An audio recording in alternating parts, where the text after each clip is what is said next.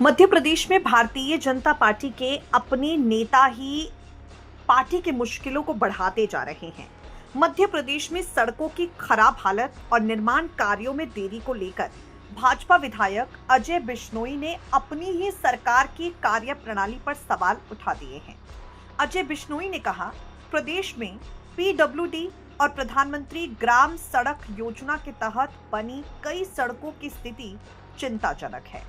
कम दर पर ठेके लेने, निर्माण में गुणवत्ता से समझौता और भ्रष्टाचार का असर सीधे सड़कों की गुणवत्ता पर पड़ रहा है। बिश्नोई ने कहा, मैंने मुख्यमंत्री मोहन यादव को पत्र लिखकर सड़कों की स्थिति से अवगत कराया।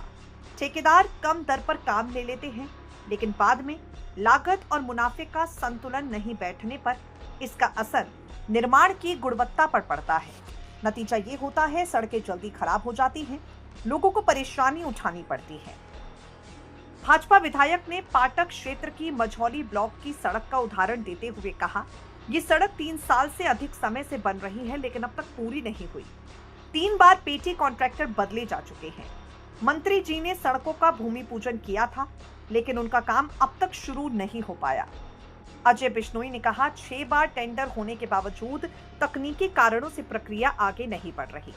इसके बाद उन्होंने प्रधानमंत्री ग्राम सड़क योजना के तहत सड़कों के रखरखाव को लेकर सवाल उठाए और कहा, ठेकेदार कम दर पर काम लेने के बाद 5 साल के रखरखाव की जिम्मेदारी पूरी तरह नहीं करते। केंद्र के नए निर्देश के तहत जितने सालों का मेंटेनेंस नहीं हुआ, उतना मेंटेनेंस समय बढ़ा दिया जाएगा। इसे लेकर कुछ ठेकेदार हाईकोर्ट चले गए, जिससे नई टेंडर प्रक्रिया और पुरानी सड़कों के सुधार कार्य प्रभावित हो रहे हैं।